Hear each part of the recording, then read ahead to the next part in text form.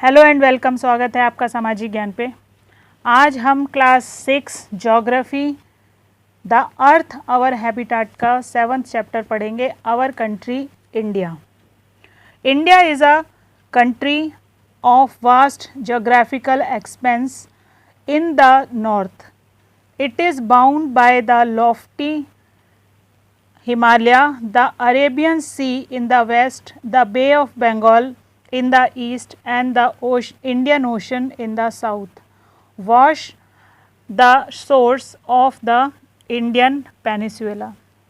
भारत एक विशाल geographical expense है, यानी कि इसका जो भौगोलिक स्थिति है वो बहुत विशाल है, बड़ी है। नॉर्थ में इसमें आपको पता है हिमालय है, इसके साथ में वेस्ट में पश्चिम में इसके अरेबियन सी है, अरब सागर है, और इसके पूर्व में बे ऑफ बंगाल यानी बंगाल की खाड़ी है। दक्षिण में इसके इंडियन ओशन यानी हिंद महासागर है, और इसके कोने जो हैं वो पानी के तट हैं, समुद्र के तट हैं, नॉर्थ पश्चिमी घाट और पूर्वी घाट इंडियन पेनिसुला के। पेनिसुला का मतलब होता है प्रायद्वीप। प्रायद्वीप यानी 3 तरफ पानी है जिसमें, और एक तरफ भूमि है। इसे आप सब कॉन्टिनेंट भी पढ़ते हैं।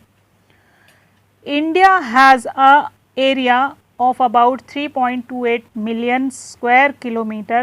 The north-south extent from Kashmir to Kanyakumari is about 3,200 kilometer, and the east-west extent from Arunachal Pradesh to Kutch is about 2,900 kilometer. The lofty mountain, the Great Indian Desert, the northern plains, the uneven plateau surface and the coast and island present a diversity of landforms. There is a great variety in the climate, vegetation, wildlife as well as in the language and culture. In this diversity, we find unity that is reflected in tradition that bind us as one nation. India has a population of more than 120 crores since the year 2011.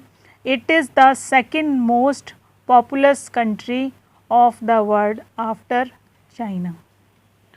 अब यहाँ देखिए India का जो area है, क्षेत्रफल है, वो 3.28 million square kilometre का है। नॉर्थ साउथ में इसका विस्तार कश्मीर से कन्याकुमारी तक है, जो 3,200 किलोमीटर 3,200 किलोमीटर है। इसी तरह से ईस्ट और वेस्ट में ये फैला हुआ है, अरुणाचल प्रदेश से कच्छ तक 2,900 किलोमीटर इसका एरिया है, ये लंबाई जो पड़ती है। The lofty mountain, the great Indian desert, यहाँ पे क्या है, हिम से आच्छादित यानी हिम से भरे हुए पहाड़ हैं। ग्रेट इंडियन डेजर्ट है यानी थार का मरुस्थल है, राजस्थान रेगिस्तान जिसे कहते हैं। और इसी तरह नॉर्थ के प्लेन्स हैं, जो उत्तर प्रदेश का ये उत्तर का बेल्ट है, जहाँ गंगा और उसकी सहायक नदियों का उपजाऊ मैदान है, इसे नॉर्दर्न प्लेन्स कहते हैं। द अनइवन प्लेटू सरफेस, अनइवन प्लेटू है ये बीच का एरिया, जो उबड़ खाबड़ सा एरिया है, मध्य प्रदेश एमपी वाला ये वाला सरफेस है। उसके बाद कोस्ट के आइलैंड्स हैं, यानी पश्चिमी घाट पूर्वी घाट है। छोटे छोटे आइलैंड्स भी हैं यहाँ पे, आपने अंडमान निकोबार का नाम सुना होगा, इसी तरह लक्षद्वीप का वगैरह जो है, यहाँ पे भी छोटे छोटे अनेकों आइलैंड्स हैं। कुछ पे लोग रहते हैं और कुछ पे लोग नहीं रहते हैं। यहाँ पे जो आप देख रहे हैं इस लैंडफॉर्म में, इसमें डाइवर्सिटी ऑफ लैंडफॉर्म्स है। डाइवर्सिटी का मतलब होता है अनेकता, भिन्नता। नॉर्थ से साउथ तक, ईस्ट से वेस्ट तक बहुत सारे तरह के लोग समाज में रह रहे हैं, और उनका जीवन स्तर भी अलग अलग है। उसी तरह भारत में भी अलग अलग तरह की लैंडफॉर्म्स हैं, यानी कहीं मैदान है, कहीं रेगिस्तान है, कहीं पहाड़ हैं, और कहीं मैदान है ऐसे कि जहाँ पे आपका जैसे नॉर्थ साउथ में आप चले जाओ, पश्चिमी घाट पूर्वी घाट में, तो इस तरह का क्लाइमेट है जो मसालों के लिए बहुत ही ज़्यादा उपयोगी है।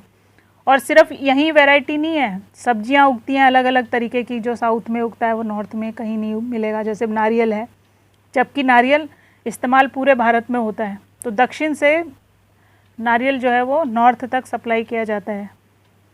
दूसरा है अलग अलग तरह की सब्जियां उग रही हैं, वाइल्ड लाइफ है अलग अलग तरह की, अलग अलग लैंग्वेजेस बोली जाती हैं और अलग कल्चर्स फॉलो किए जाते हैं। इसके बावजूद हम क्या हैं, हम एक नेशन हैं, एक भारत देश के वासी हैं और कुछ ना कुछ सिमिलैरिटी हमको मिलती है। और एक सबसे इम्पॉर्टेंट चीज़ ये है कि आप पूरे भारत में, आप भारतीय हैं, भारत में कहीं भी आने जाने के लिए आपको किसी वीज़ा या परमिट की ज़रूरत नहीं होती। घूमने के लिए आप कहीं भी आ जा सकते हैं, घूम सकते हैं, किसी भी क्षेत्र में जाके बस सकते हैं और वहाँ पे अपना कार व्यापार शुरू कर सकते हैं। लोकेशनल सेटिंग्स, अब लोकेशनल सेटिंग्स का क्या मतलब है, अभी आपने इससे पहले मैंने आपको चैप्टर कराया था जब हमने लैटीट्यूड और लॉन्गिट्यूड पढ़ा था, तो मैंने आपको बताया था कि ये सारी क्या है, इमेजिनरी लाइंस हैं। जब हम किसी की लोकेशन सेट करते हैं, अब आप आमतौर पे गूगल मैप वगैरह यूज़ कर रहे हैं इस समय पे, कहीं जाना आना होता है तो आप फटाफट गूगल कर लेते हैं कि कितना डिस्टेंस है, कितना टाइम लगेगा। तो अगर सटीक बिल्कुल नहीं भी पता लगता है तब भी आपको अप्रॉक्स वैल्यू पता लग जाती है कि अगर 3.5 घंटे या 4 घंटे का टाइम दे रखा है इतना डिस्टेंस कवर करने में, और अगर ट्रैफिक जाम भी मिलेगा तो आधा घंटा या 1 घंटा ऊपर नीचे टाइम लग सकता है। एक तरह से आपको अंदाज़ा लगाने में मदद मिलती है। उसी तरह की लोकेशनल सेटिंग हम यहाँ पे अब पढ़ रहे हैं। India is located in the northern hemisphere. कहाँ पे है ये, उत्तरी हेमिस्फेयर में है, नॉर्दर्न हेमिस्फेयर में आता है ये, उत्तरी गोलार्ध में। The tropic of cancer 23 and 30 degree north passes almost halfway through the country from south to north. Mainland of India extends between 8 degree 4 north and 37 degree 6 degree north latitude. From west to east, India extends between 68 degree 7 east and 97 degree 25 east longitude.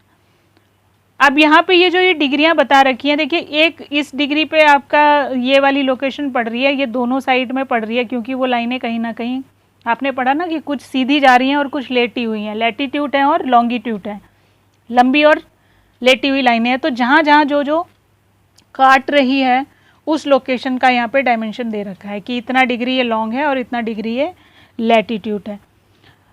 If we divide the world into eastern and western hemisphere, अगर हम विश्व को 2 हिस्सों में बांटते हैं, उत्तरी गोलार्ध और पूर्वी गोलार्ध और पश्चिमी गोलार्ध में, which hemisphere would India belong to, तो किस उससे इंडिया बिलोंग करता है। Due to great latitudinal extent of about 29 degree there could be a wide difference in local time of places located at 2 extreme point of India.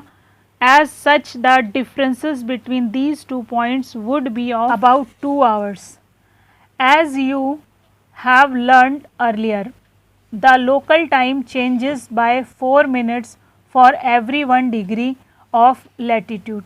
अभी आपने इससे पहले वाले उसमें मैंने आपको बताया था, अगर आपने वो चैप्टर नहीं देखा तो आप आई बटन पे जाके उसे देख लेना, मैं उसका लिंक यहाँ दे दूँगी। तो उसमें हमने ये बताया था कि जो हर एक आपकी लैटीट्यूड जा रही है, लॉन्गिट्यूड जो जा रहा है, लॉन्गिट्यूड 1 डिग्री से कवर करने में दूसरी डिग्री तक 4 मिनट का टाइम लेती है। ये टाइम को मेजर करने का वो है, और सारा जितना भी ये लैटीट्यूड और लॉन्गिट्यूड है, हम इससे क्या मेजर करते हैं, टाइम एंड डिस्टेंस मेजर करते हैं। टाइम बताते हैं कि अगर एक से कोई व्यक्ति एक लैटीट्यूड से दूसरी लैटीट्यूड लॉन्गिट्यूड तक जा रहा है तो उसको 4 मिनट लगेंगे एक जगह से दूसरी जगह पे जाने में, और जितनी लाइंस उसने क्रॉस की हैं 4-4 मिनट के हिसाब से उसको वो टाइम जो है वो ऐड ऑन होता चला जाएगा। तो उसी तरह से यहाँ पे भी इन्होंने बताया कि जो टाइम डिफरेंस है वो बहुत ज़्यादा है 2 पॉइंट्स के बीच में, अगर आप भारत में देखेंगे, क्योंकि ये क्या है, एरिया बहुत ज़्यादा है। और आपने इससे पहले चैप्टर में पढ़ा था कि एक डिग्री जो भी लॉन्गिट्यूड है, जब आप 1 डिग्री से नेक्स्ट डिग्री तक जाते हो, 1 डिग्री कंप्लीट करते हो तो 4 मिनट ऐड हो जाते हैं। The sun rise about 2 hours earlier in the east. पूर्व में 2 घंटे पहले सूर्य उदय हो जाता है Arunachal Pradesh, then in the west Gujarat में 2 घंटे बाद दिखाई देता है। इतना डिफरेंस है ये डिफरेंस कैसे बता रहा है, वो बीच में जो लाइंस आ रही हैं 4-4 मिनट का डिफरेंस आ रहा है। यानी अगर आप इसको कैलकुलेट करोगे तो आप इसको निकाल पाओगे कि 2 घंटे यानी हो गया आपका 120 मिनट। 120 को आप अगर 4 से भाग करोगे, मल्टीप्लाई डिवाइड करोगे तो आपका 30 आएगा, 30। तो इसके बीच में कितनी लाइंस हैं, 30 जो हैं 30 लॉन्गिट्यूड आती हैं। कहाँ से लेके कहाँ तक, अरुणाचल प्रदेश से लेके गुजरात तक। इतनी लाइंस बीच में है, क्योंकि इन दोनों के बीच का डिफरेंस कितना है, 2 आवर्स का है। 2 आवर्स का मतलब 30 लाइनें हैं, 4-4 मिनट का डिफरेंस है, और 120 मिनट बनते हैं, यानी 2 घंटे बनते हैं। तो इतना फ़र्क है। अगर आप इस हिसाब से कैलकुलेट करेंगे तो पूरे भारत में बहुत सारे टाइम जोन हो जाएंगे, है ना। टाइम में क्या होगा, वैरायटी होती चली जाएगी। 2 घंटे वो 2 घंटे आगे हैं, आप 2 घंटे पीछे हैं। और जिस तरह से अगर इधर को ट्रैवल करेंगे तो टाइम में क्या हो जाएगा, कन्फ्यूजन हो जाएगा। आप कई बार देखते हैं ना, अभी रिसेंटली करवा चौथ आने वाला है, तो आप उस समय पे देखिएगा कि कहीं पे चांद तो एक ही है, दिखना उसने एक ही टाइम पे चाहिए, लेकिन वो अलग अलग टाइम पे दिखता है। और ये क्यों अलग अलग टाइम पे दिखता है, क्योंकि वो सारे क्षेत्र जो हैं वो अलग अलग लॉन्गिट्यूड पे बसे हुए हैं। दिल्ली में अलग टाइम पे दिखेगा, लखनऊ में अलग टाइम पे दिखेगा, पूर्वांचल का कोई है तो वहाँ अलग टाइम पे दिखेगा। तो इस तरह का जो ये टाइम में वैरायटी आ रही है, इसको कोप अप करने के लिए, ठीक करने के लिए कि हमारे उसमें ऐसे डिफरेंस ना आए, हमने क्या किया है, एक इंडियन स्टैंडर्ड टाइम लिया है। क्या लिया है, इंडियन स्टैंडर्ड टाइम, IST। आप फ़ोन में देखोगे तो जब आप फ़ोन की सेटिंग करते हो ना, चाहे आप उसको 22 वाले हिसाब से करो या फिर उनको 1 से लेकर जो 12 आवर्स वाला टाइमिंग होता है उसके हिसाब से करो, तो आपके उसमें वो पूछता है कि आपका टाइम जोन कौन सा है। तब आप वहाँ क्या सिलेक्ट करते हो, IST। IST की फुल फॉर्म है Indian standard time. You have already read earlier, इसके बारे में आपने इससे पहले पढ़ा है। Why the local time of longitude of 82 degree 30 east has been taken as the Indian standard time. क्यों हमने इस टाइम को स्टैंडर्ड टाइम माना है। दिस मेरिडियन और longitude is also termed as the standard meridian of India. इस पे जितना भी टाइम बचा हुआ है, जो भी घड़ी का टाइम वहाँ से मैनेज हो रहा है, वही टाइम हमारा ऑल ओवर इंडिया में चल रहा है। तो सूर्य उदय होने का समय अलग अलग हो सकता है, चंद्र उदय होने का समय अलग अलग हो सकता है। क्यों अलग अलग हो सकता है, क्योंकि हम उसको, भाई सूर्य जब दिखेगा तभी तो आप मानेंगे कि उदय हो गया है।